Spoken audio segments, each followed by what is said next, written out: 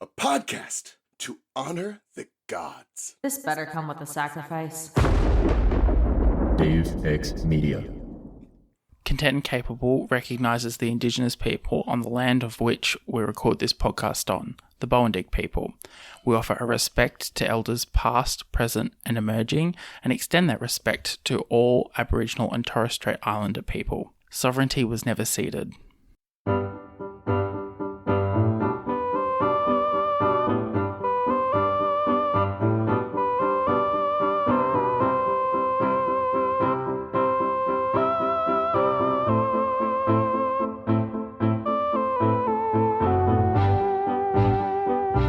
Welcome to Content and Capable, the podcast that still hasn't answered the never-ending circle of questions around when the holidays are. My name's Sam, I'm your host, and joining me today is Charlotte from the Peasant Party podcast. Welcome, Charlotte. Thank you. Thanks for having me. I'm super excited to be here. Yeah. Can you tell the listeners a little bit about your podcast and the kind of, stories and conversations you have on there? Yeah, so I guess where we'll start, based out of the U.S., Austin, Texas, to be exact, got started doing a podcast because I garnered somewhat of a following on TikTok, and usually that's, people kind of say like, let's try a podcast. I discuss like dating and relationship topics, so that usually makes for a good podcast topic because it's a great way to answer like longer form questions people have. And just discuss all of the wild world that is modern dating, especially just kind of the noise that's about it on the internet, just the personalities that pop up back and forth. So my podcast, usually my younger sister will co-host it with me, which is a lot of fun. People always have joked since like we were kids that we're pretty different. Like she's a tattoo artist and just a little bit like edgier. And so we have like very different takes. We get questions from kind of all over the place. I have ADHD, so you get a lot of like overthinker type questions, and it's really fun. We'll have some guests kind of pop on, typically, people that have some sort of role in a dating content creator space, matchmakers, things like that. Definitely like to say that we are not one of those, like sometimes I think nowadays people hear dating podcasts and they think of one of those where it's people sitting around in a circle screaming at each other. We're fun. We like to stay positive. We'll take a question. I think the last question we got at our episode was, does going to the county fair make for a good first date? Or, who gets to text first? Who should pay for the date? Like questions like that usually are what comes up.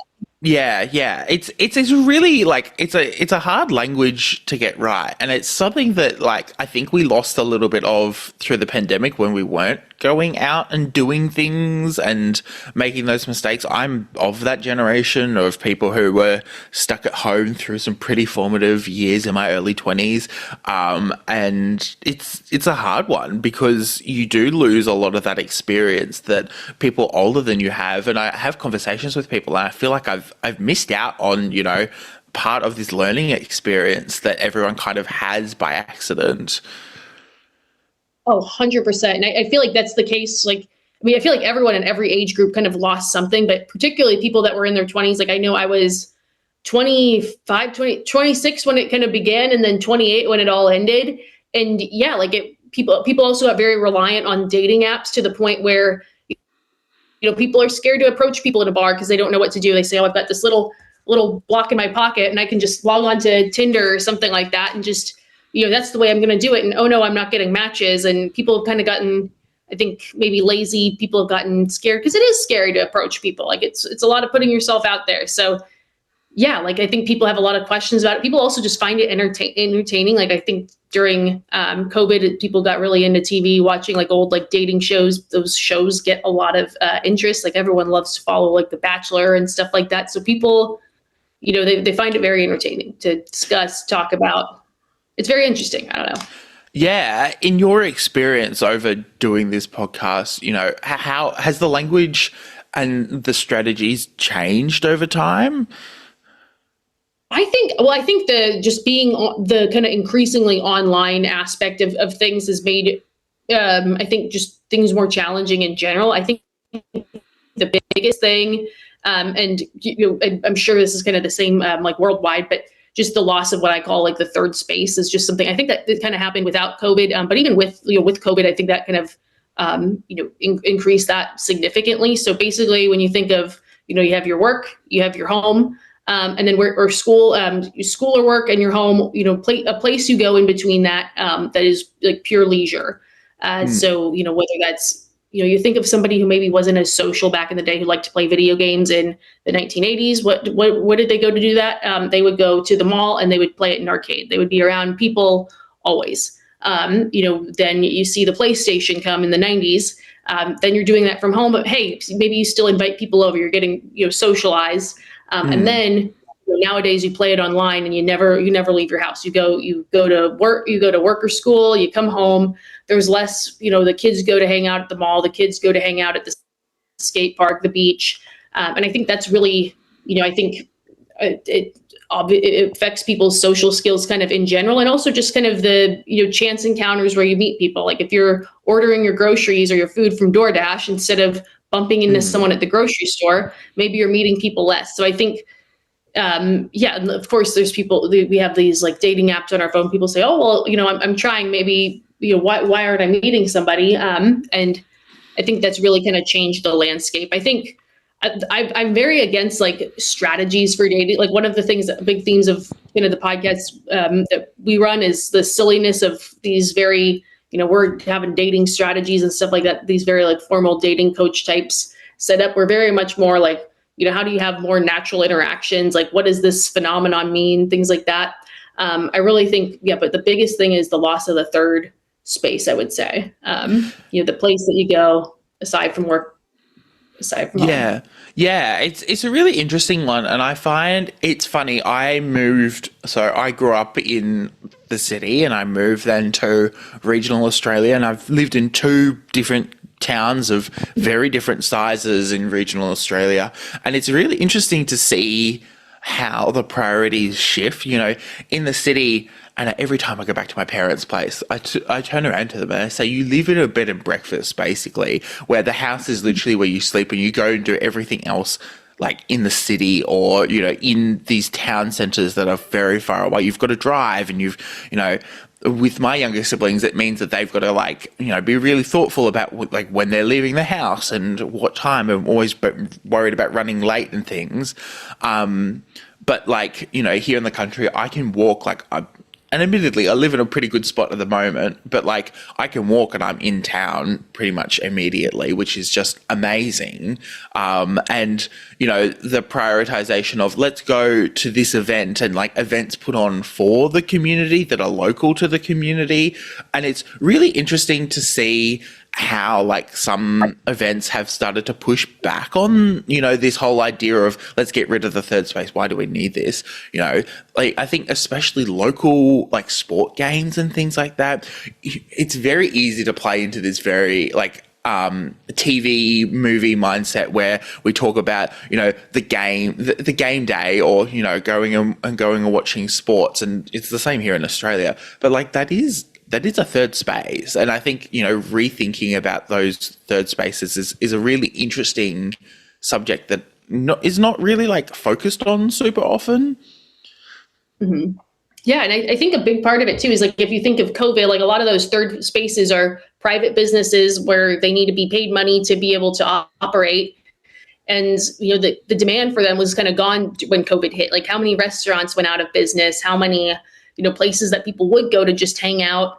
I think I've seen a lot of other restaurants too, where it's we're going to stick with the to-go model and things like that. So we're starting to see things come back, which is fantastic. But it would be nice, and especially in the US, when I think of public spaces and stuff like that, it's got to have more going to parks and other public spaces for people to just hang out. You see, people want to go somewhere to skateboard, to sit and just hang. And I feel there's just less of that because people are, I can just do that online. I can go play my video games online instead of going to the arcade, or I can go and, learn a recipe. And I don't need to go to a cooking class because I can just go on TikTok and look it up. And that creates demand, and demand is what creates kind of those businesses as well. Yeah, exactly. And I think, it's fascinating because we talk about the businesses that are lost to, the pandemic or not that anyone's really properly called it, but let's be honest, we're kind of living in a bit of a recession where, money is tight and things aren't super affordable. And yes, sometimes we've got to pay to play. We've got to, spend a little bit of money at a coffee shop to be out in public and doing things rather than, kind of sitting at home playing the video games online, ordering DoorDash. It's just not something that we think about. I don't know. How do you encourage people to go out and find that social connection when they have never done it before? And it's super hard because I think there's a lot of, if you're already pretty socially anxious, like this kind of, something like COVID makes that, multiplied. Like, nothing was forcing you. And now it's kind of like there's still nothing forcing you, but you can. It's kind of like, what do you do? And I think the biggest thing is, looking for something that you're interested in, finding a social real life version of it. Whether that involves like, going to, taking yourself to a bigger city, like if you have a remote job, that might be easier to do. But really, I think kind of finding those interest groups, like if you went to a certain university and there's a alumni group that meets, maybe like your school has a sport that's televised or something like that, you go and you find groups to watch that. Like I think here, like you'll see like a lot of bars that support like a certain college and people will go and watch their team. Right now, you'll see a bunch of like news articles about it where it's like, are run clubs the new dating app, which is kind of silly because people are kind of like, some people are kind of like, well, what if I just want to run? Like, am I going to have to like dodge people who are looking for boyfriends and girlfriends? But finding an interest, like I think most interests, even like all the way to the most niche, like if it's like, go to XYZ convention, like my sister's a tattoo artist, for example, they have tattoo conventions and a bunch of tattoo enthusiasts go and they do tattoo things. Like I don't even know how a tattoo convention really works. You go and you tell each other you have good tattoos. I don't know. But like niche interests like that, I think, kind of finding a social version of that, and, taking it to life, like making it a point to get outside. It's something you kind of have to force yourself to do. Get out of your comfort zone. Yeah, 100%. It's so easy to kind of go, nah, not going to do it, not going to worry. It's funny, there's lots of like events that were on or that are still trying to get up, music festivals, networking events, even if you want to make your career, your personality, which you definitely can, and some people do. I'm looking at myself here. But it's one of those things where you can just go and speak to people and make connections, and make those social connections or those romantic connections, which you don't even realize that are a possibility. And I think the first thing is first too. I think people get really hung up, and I think this is why people maybe are so like, they're so honed in on the dating apps because they think, anything that's, going to be social is playing the long game. Because what you don't want to do when you go and join a social group is be the weirdo there that's trolling for dates. Like, I came here. Mm-hmm. The real thing you want to do is be there to make friends and kind of lay a good foundation for yourself. Like, it sounds kind of like counterproductive to say, you want dating to be less of a fixture in your life. But you do, because it's not so much that, if something you're trying to date somebody, like things don't work out, like, it's not so much that you want another person kind of there in your corner to try and date. It's, when dating's less of a fixture because you've got, a friend's birthday party coming up like that weekend, or, you're going to the gym with your other friend, later that day. It's just, the cuts are less deep because you've got like a good social support system. And usually it's like when you found that good group of friends, that's where really the dates come from, like the loose tie friends of friends. And then of course, when things maybe don't work out, like you're not feeling like it's crashing and burning because, you've got a good life around you first where, you don't feel like you're in a place of like desperation. Are you finding that's more common where like people are just kind of looking for dates more than they're looking for social connection? I think what happened is the dating apps, it's such a direct thing where it's like, I want dates. And then you think of like, what's the best way to find people in the wild? Like, find a good group of friends. And then from once you have that group of friends, like it just feels like such a longer game and there's no guarantee. Whereas you have a dating app on your phone. And so I think that's why people maybe are partial to the dating apps. But I think there are some people where it's like, run clubs are the new dating dating app, and they spent 3 years inside because of COVID, and they go there and they're shaking hands with people and trying to flirt, and people might be like, hey, I'm here to run. A little too soon for that. And so I think there's a little bit of that happening, because you don't want to be the person that's getting into someone's like safe space or anything like that. So I do think that's something. Yeah, that's a really hard thing as well. Like, as you said, getting into someone's safe space is really quite dangerous. It's a big turn off. I think it's also something that, it doesn't make, especially I'm a guy, like I'm very careful about, the way I present myself and the way I say things to people to make it not look like I'm some sort of creepy person who's just like hanging around. It's so easy to read into things so often. And part of me is like very aware of the fact that, what I do is being monitored, and, people are looking and reading that social situation. And so often you've got to be careful about the way that you kind of approach these things to make it, genuine, because people are looking for genuine connection. Oh, absolutely. Yeah. And I suppose, as you said, we've joked a couple of times, run clubs seem to be the new dating app. Do you think that there is that like desire to like find the thing beyond the dating app that, is causing this ravenous, almost like set of headlines that comes out almost every month of like, is this the new dating app? Oh my gosh. Yes. So I think something that you're seeing a lot of is, and I feel like maybe it's dating apps doing like launch party type things. Some of them are other niche social groups where they're doing dating events. Like if you've seen like in the movies, they have the speed dating events, and it's always like, they have the big name tag on and they go and they go from table to table. That's been like a trope you've seen in movies for years. And it's always seen as kind of like the doofy thing to do. Like, there's kind of, you have to have the forced conversations, then you switch spots or something like that. There are a lot of, social groups, like some are more niche than others. Trying to basically have an elevated version of a dating app, basically, or have an elevated version of those speed dating events that's still meeting people in the wild. You still get those face-to-face meetups without feeling as, I don't know, like silly as what you would see in the movies. And I think some have done quite, a pretty good job. I think that it always still brings some challenge of, getting people to go. And I think, some people, there's the hesitation to go to maybe like a dating event because you might like feel desperate, or you won't know who's going to be there. You worry about like an interesting situation. Like every now and then you'll see on like TikTok, like some sort of story time of someone's experience there. Like, recently, I think there was a viral TikTok of, someone getting a phone number from someone that didn't want it given out, and, trying to contact her and making her uncomfortable. So I think there's still a few like kinks to be worked out with events like that.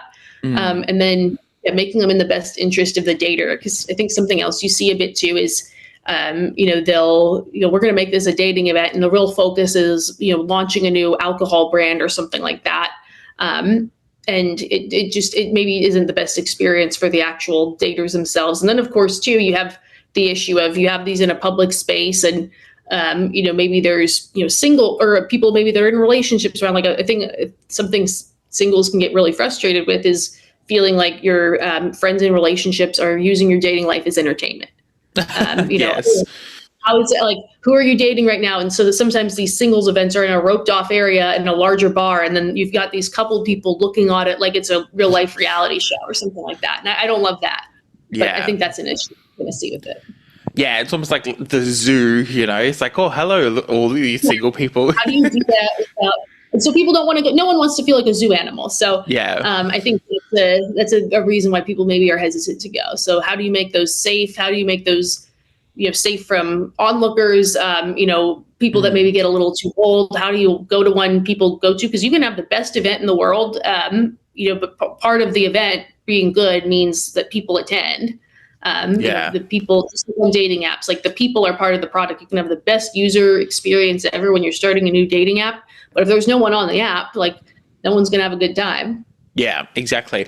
It reminds me of like that like conservative like dating app, the right stuff, I think. And it was like this funny thing of like everyone going, there's still not quite enough people on here, that like everyone's kind of running into each other and seeing the same things over and over again, especially when it like early launched. It was kind of funny to watch. I think, you know, you've got to have, you know, a critical mass of people who are looking for connection to be able to, you know, create that stuff. Oh, for sure. And that's why, and people always like kind of moan about the Tinders and the Hinges and stuff, but it is hard to like launch a new dating app. Like, you know, every kind of everything you want to do that, you know, maybe makes a dating app appealing also has like a downside to it. If you want to make the app, you know, exclusive and safe and have, you know, everyone background checked and things like that, you're kind of raising the barrier to entry to be on the app. That means you're going to have less users. And, you know, you don't want to run out of people. So it's like, where do how do you kind of find the fine line between that? Or, you know, you want to go niche, so it's a safe space for people who feel comfortable.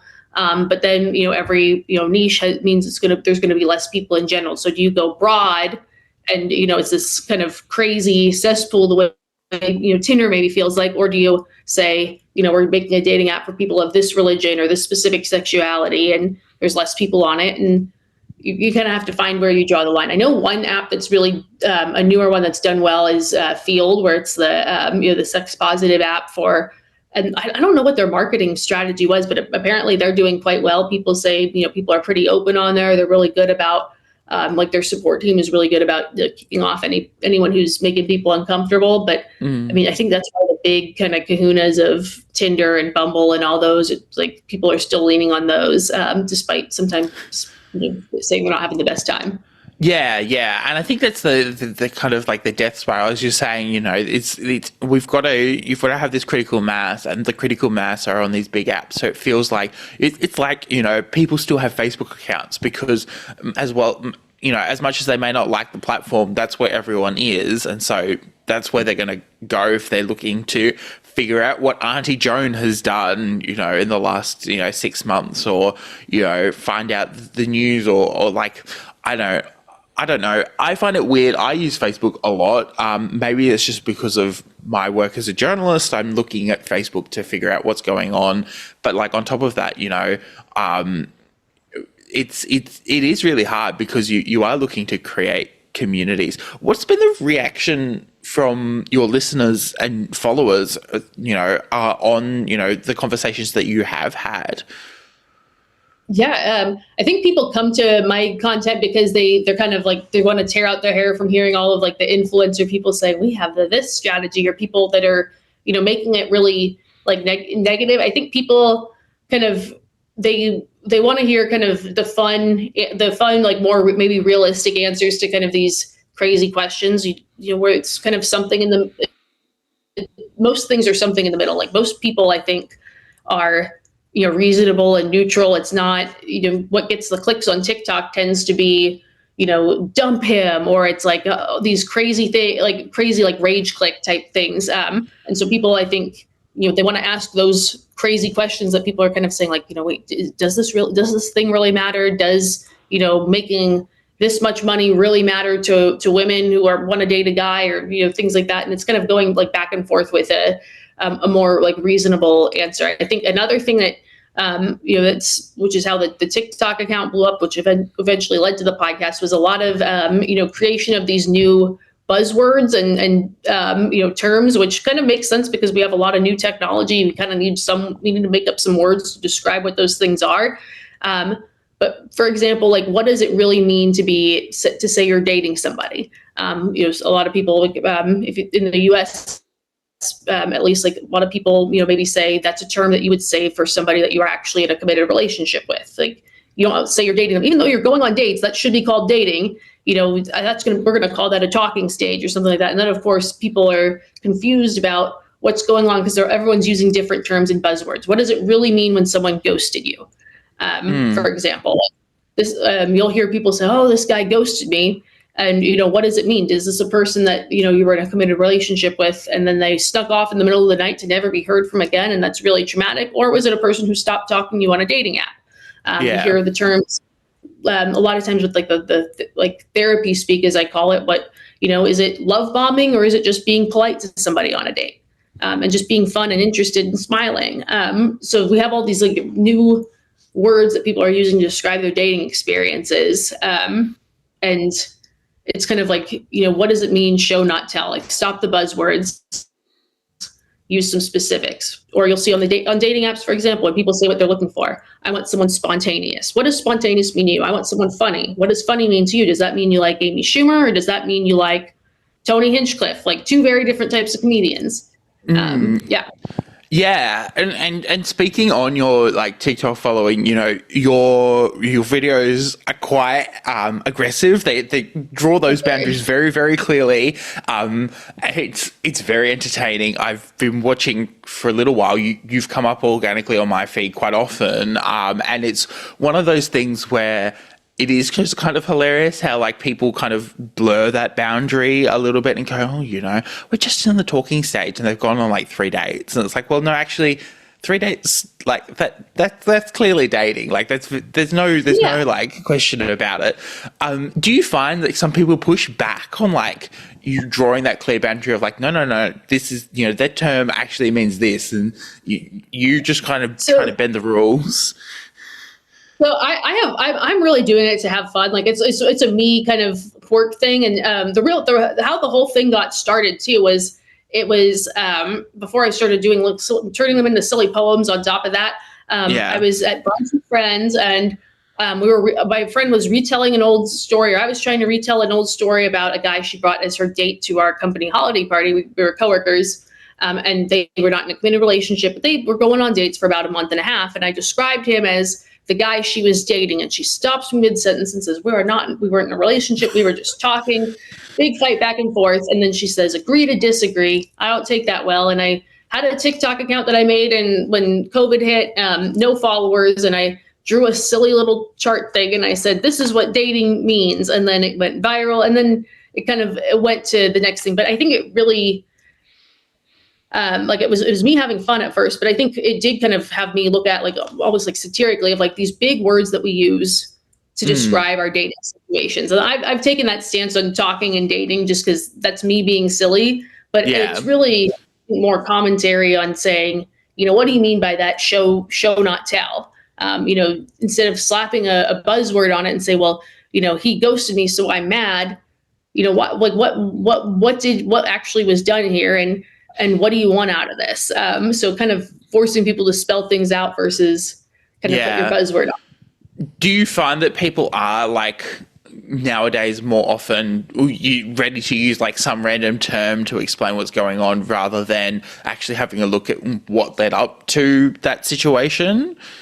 Yeah, and I think people go off of what they know. Like I still have people comment on my it's called dating, not a talking stage video, and say, well, you can't just rush right into dating. You have to have a period. And they're clearly talking about, they think I'm saying you have to be in a relationship right away when you go on a date. And it's like, how do you get to, and I say, well, by dating them, like, well, you don't get it. And so they're so kind of hung up on it. I think some of it is regional too. Something I have learned as I've been making these videos, like I've had some people chime in and say, hey, like in AAV or African American vernacular, they use talking. Like, are you sure you're not, being a little bit, I'm trying to think of a word but like, being a little ignorant here by saying, it's called dating and telling people what these words mean. And, I try to be very sensitive about things like that. It's very regional. Like I think, just like in some parts of the US, some people say that a Coca-Cola is a Coke, some say pop, some say soda. So that's also been like a fascinating thing to me is like, what do these words mean? Then, sometimes there's people that, English is their second language. It means something else different. So that's been really fascinating. I have a few, I made friends with a few like linguists and speech professors, which has been another cool part of this journey as well. Yeah, that's amazing. That's like the kind of thing you don't really expect when you make a funny video about like the difference between talking and dating. It's very interesting. You mentioned like regional specific, terms and stuff. I always find it very fascinating. A lot of times you'll get Americans who move over to Australia and they go, oh, here's the things that are different between, America and Australia. And one of the big things that it takes a long time for people to get their heads around is like how use of the word partner for like de facto relationship relationships rather than, husband or wife, or, partner just means, they're in a relationship, it's long term, it's not, and it's one of those funny things where it's like, we're very used to it because there's so many people who aren't like legally married or something. They're in a de facto relationship, but like the push for marriage is higher in other countries, of course. And it's very fascinating to see how those terms mean something different in different like contexts and languages. And as you said, AAVE and all sorts going forward. Yeah, no, absolutely. And that was another one that I think it came up on like it went viral as well. We had people from the UK and other countries saying like partner is a totally normal term, but someone who said, what's the deal with everyone saying partner? Is this something that, in the US, maybe you see it a bit when you're older, just because you're trying to convey the seriousness of your relationship, unlike, when you're in your early 20s, you're not married to someone, but you're in a relationship with someone in your 30s, maybe you've been together for 5 years, you've combined finances. It looks a little bit different than, boyfriend, girlfriend for the 20s. And so there was someone who said, hey, I think this feels kind of cold, but boyfriend, girlfriend feels kind of young. Like, and it was a whole discussion.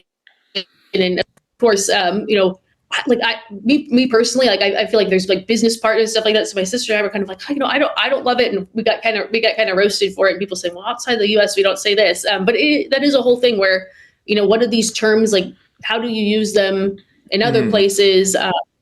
I think, that's always, I think, that's been an interesting part of it as well. Like, sometimes it's regional in the US. You have a lot of people that, nowadays you don't stay and live in your same hometown. You go and you move to the big city. And so did the person from the other side of the country. And you've got all these different kind of mindsets and vernaculars you're using. And it's a communication thing, I would say.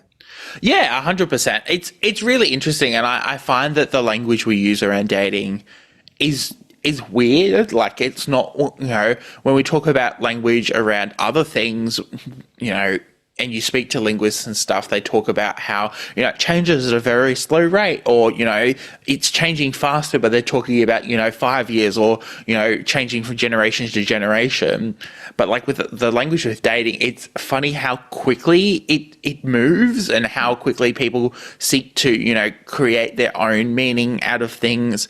And it does feel like whiplash sometimes. You're like, step out of it, step back in, and you're like, whoa, the terms and the way that everything works has completely changed in, the short amount of time that you've been out of, having these kind of conversations.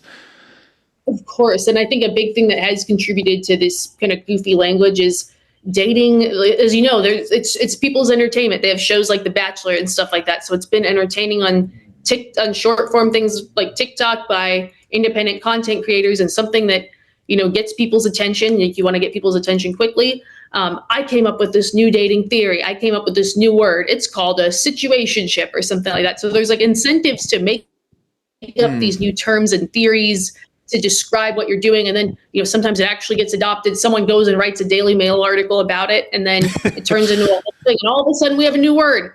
So that's something I feel like you see a bit more, like people have incentives to make up new words, and then you can put it as a slogan on a sweatshirt and sell it for $50.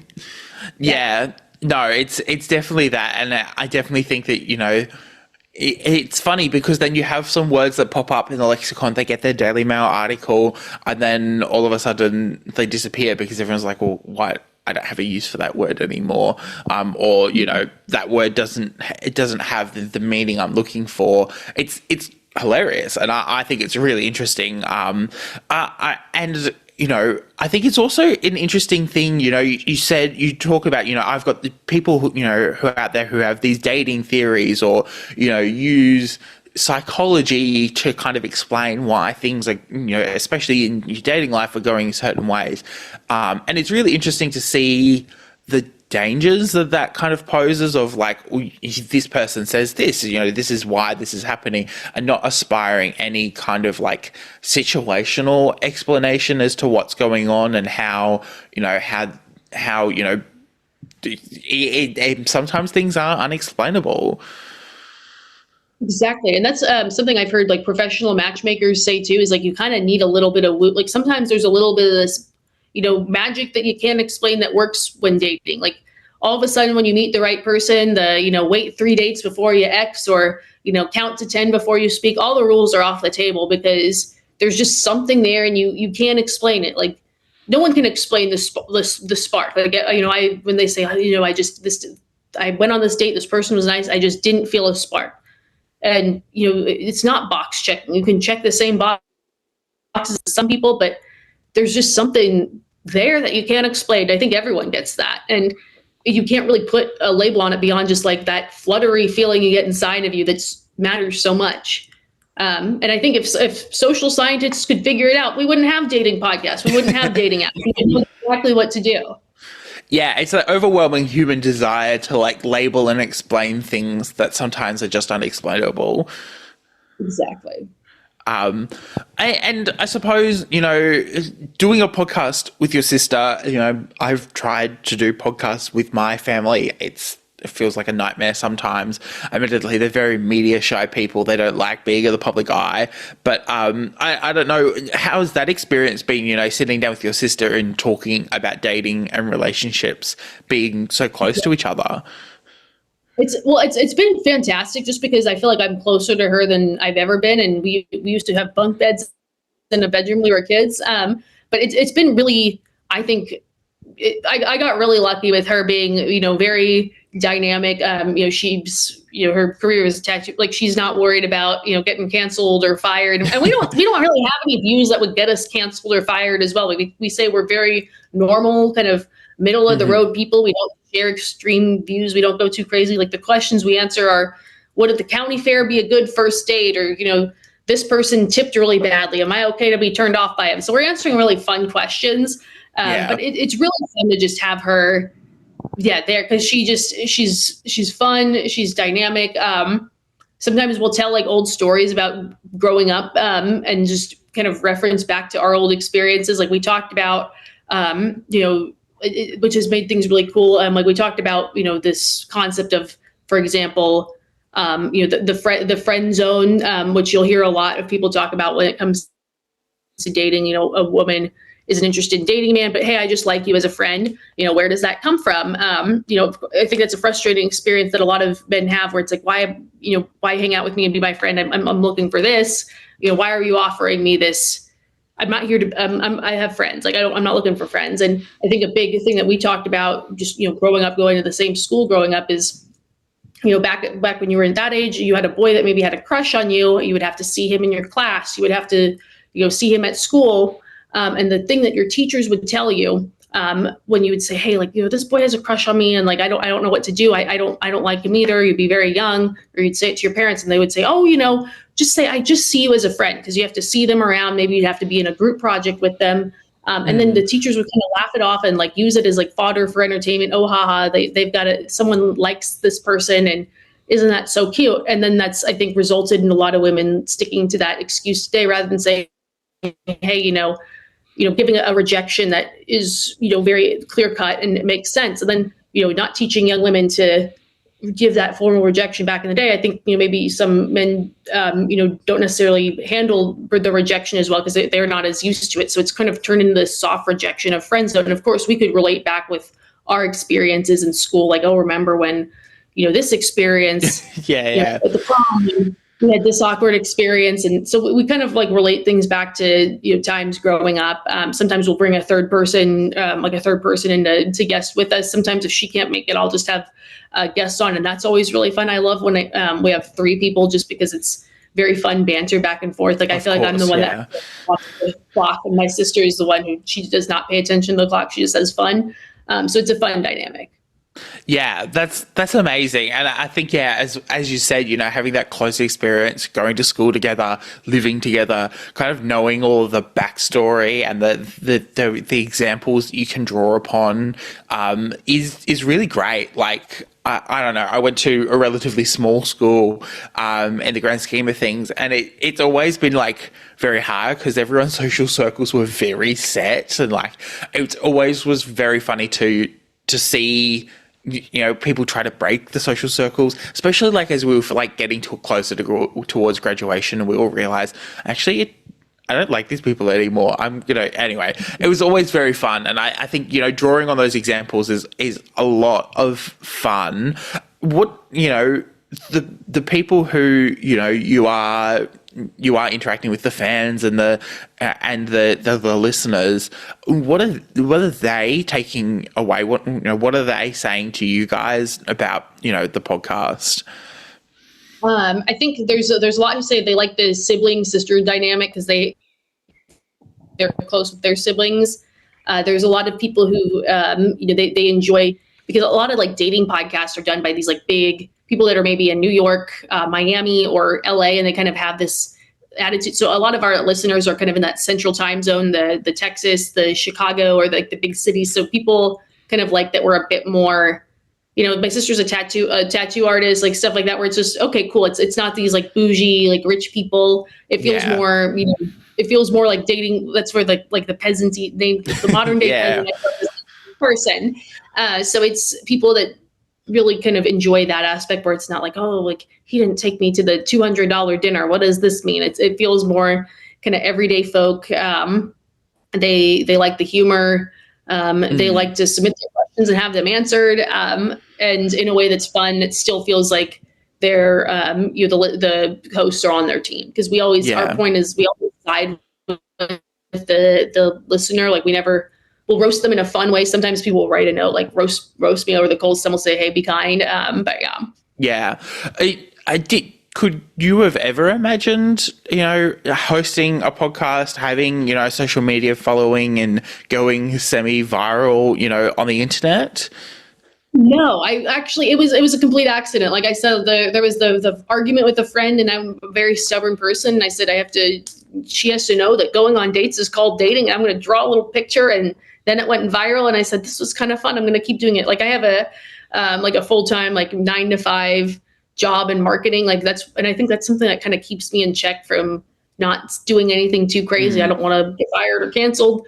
But it's been a fun experience. Like when I started making content like this, I was up for a promotion at my regular job, and it was, hey, can you work on your public speaking presentation skills? And so it's really helped with that. Like I'm not afraid to talk to anybody anymore. It's really brought me out of my shell on a personal level, like in a good way, I think. Yeah. I look like a crazy person on the internet. It's kind of fun. I like it. Yeah, no, and I think I always think about especially your PowerPoint videos, and I go, that's the way that people are supposed to do a PowerPoint. Like, you think about like some of the presentations you have to sit through, and I'm a big person, like a big believer in you do a presentation properly or don't do it at all. And just like I look at your videos and I go, that's the way you're supposed to be doing it. Like that's the way to deliver a message with impact. It was such because I was trying to like make visuals with it, and it just kind of stuck. And there's a lot of people who just sit and talk into a microphone and say, let's talk about this dating thing already. And it's kind of nice too, because I don't have to feel like I have to do my makeup. I can just do whatever, drop a computer and have fun with it. It's different. Like people stop, like, why is this person throwing their computer around? Like it's different. It gets people's attention in a way that doesn't involve, doing something like hurt. Some people, like, they have their hooks on their TikTok videos. They're meant to like rile people up and keep you there. And I feel like that's why some dating content can be kind of toxic, is it's following the clicks and the engagement, even if that's people saying like, hey, like F you, that's such a rude thing to say. So as a way of getting people's attention without relying on being mean-spirited. And I think it speaks to like a larger trend of people who are searching for advice on the internet, who are looking for no frills, no, as you said, people saying outlandish things to kind of farm engagement. It's this aggressive, like, this is what needs to be done. This is how you're supposed to do it. Look, if you don't do it this way, whatever, but like, this is what I think you should be doing. And no hook in, just like it's all there for you on the table, very plain and simple, which I think when it comes to dating language and dating conversations, we don't do. We kind of overcomplicate it way too much. Yeah. Or we use the words and we use the big new buzzword and we assume everyone knows what it means. Like, if you tell someone, oh, this person love bombed me, like they're going to go, oh, that's a crazy thing to do. But some people, they just think they were nice to me on the date. We had fun, and I thought they liked me more than they did. And oh, it's a love bomb, or they're a narcissist, or they ghosted me. And it's, there's a version of ghosting that's sneaking off in the middle of the night and of a committed partner. And then there's somewhere they just, I'm not feeling it anymore. They delete their dating app and they stop talking to you. So I think, like we found kind of these words and we just assume everyone's on the same page about what they mean. Oh, 100%. And, it makes me feel like, my year 5 teacher where we were doing like spelling, but it's like, bring out the dictionaries, here's the definitions, because it's like, sometimes I feel like I work as a journalist, and so often like the words are taken and, it's like, that's not the definition of the word that I use. Like I use that word on purpose, and like, they're like, no, it means this. And I'm like, no, it doesn't. That's not how this works. Yeah. And I feel like sometimes the words can't keep up with the technology. Like I feel like a situationship or a ghosting is newer because you have these dating apps. Like back in the day, you wouldn't have the people that you would meet would be through school or friends, or you couldn't ghost somebody because you would probably run into them, or you met them through a friend and they would say, why didn't you call Susan back? 100%. Through a friend. And then we have ghosting because we've got a dating app, and then you can get away, you can sneak off in the night without hearing from somebody again. No one holds you accountable for it. The way they used to. And so that's how you get that. Or a situationship. You're going through motions of relationships, but you're not putting on a label on it and all that. So I think the words can't keep up with the technology and modern phenomenons, I would say. Oh, 100%. And I think, as you said, it's so important to have community first and have that really solid backdrop of friends and people you speak and hang out with regularly to be able to kind of, when you go to make that jump and go, well, let's try my luck in the dating pool, that you've got, lovely people to fall back on that you really enjoy hanging out with, that, you aren't looking at in a romantic sense. Exactly. Well, thank you so much, Charlotte, for coming on the podcast. It's been amazing to chat and hear, a little bit about your story and a little bit about what you've been observing over the last little bit in the dating world. Thank you so much.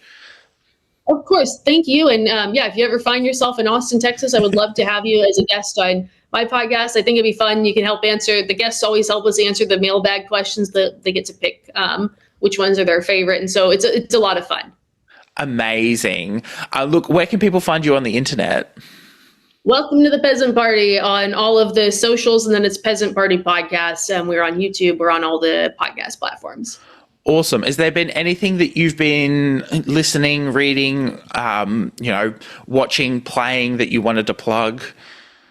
Oh, goodness. I'm watching The Perfect Couple on Netflix. I don't know if you've seen it. Nicole Kidman's headlining it, but I think that's an interesting one to be watching right now.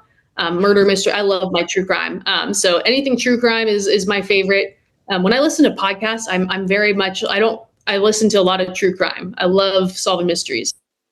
Yeah, it's funny, all the jokes that us Australians are making about Nicole Kidman finally coming around and doing, very Nicole Kidman movie. It's very much loving it, loving watching it, and look, Nicole Kidman, there's no question how great she is. So look, you can find Content Capable at on Instagram and on TikTok at Content the letter N Capable. You can find me on sam.the.journalist on Instagram and on TikTok. This week I am going.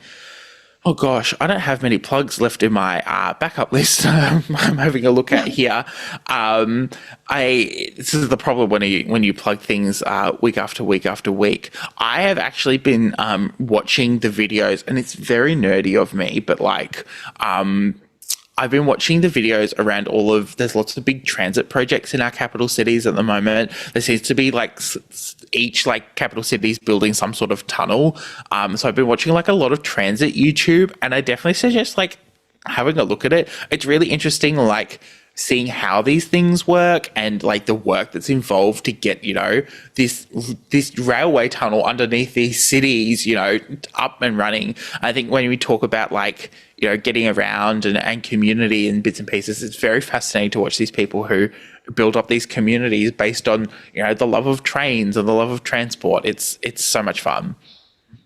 Oh, that's so cool. I'm like so pro walkable cities. Like I went to New York not too long ago, and just the subway, like the public transportation system is fascinating. I love a walkable city, and I think that is something that we should have more of. Like I think one good thing that I've seen with like that are post-COVID times was a lot of people started doing outdoor patios and you know, maybe shutting down main streets to be like a walkable area. And I think it's really brought a good sense of community. So I'm all for that. I gotta check that out. Yeah, 100%. Nothing like, there was one, when I first visited the States, I did like a week in New York and then went down and visited some friends further south. And there's nothing like jumping off the Amtrak and then having to drive around everywhere because there's no public transport in the city that you've gone to. It was just... I wish we were less reliant on cars. Oh, 100%. And if I wasn't living in country Australia, I probably wouldn't, you know, be driving everywhere. Hence why I like living really close to the center of town so I can walk. But like even then, it's just so hard like to convince people sometimes. So it's nice to see things and people advocating for things, even if they aren't, you know, the politicians or the people who are actually making the decisions. Exactly. Yeah. Well, thank you once again, Charlotte, for coming on the podcast. It's been an absolute blast. Of course. Thank you for having me. Content and Capable was recorded, edited and produced by Samuel O'Brien. You can follow the podcast at Content, the letter N, Capable on Instagram, and you can find it on Facebook.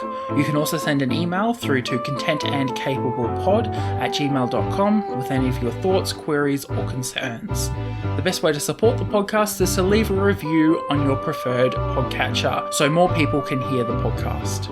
The art was done by Opia, and the music was written, edited, and produced by Jason Hilton. Content and Capable is proud to be a part of the Deus Ex Media Network, where you can find a podcast for any of your nerdy interests. Do you love to be super scared? Do you enjoy listening to hilarious hot takes on timeless classics? Well, fear not, listeners. I'm here. Welcome to the Super Scary Podcast, where we cover everything from the supernatural to the superpowered. I'm your host, Josh, a scaredy cat nerd who enjoys superhero, sci-fi, and horror movies way too much. Whether I'm processing my trauma from Texas Chainsaw Massacre or reminiscing on the nostalgia of Hocus Pocus, my guests and I have a hilarious time going through our favorite and sometimes not so favorite moments. I'm your friend till the end, listeners, because everyone's entitled to one super scary podcast. We post weekly episodes on Mondays, and you can find us at Super Scary Podcast on all the socials. See you in the afterlife, listeners.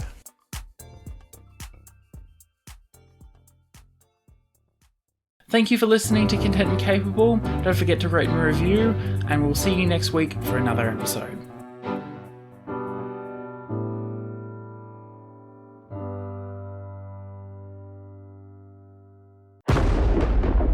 Deus Ex Media.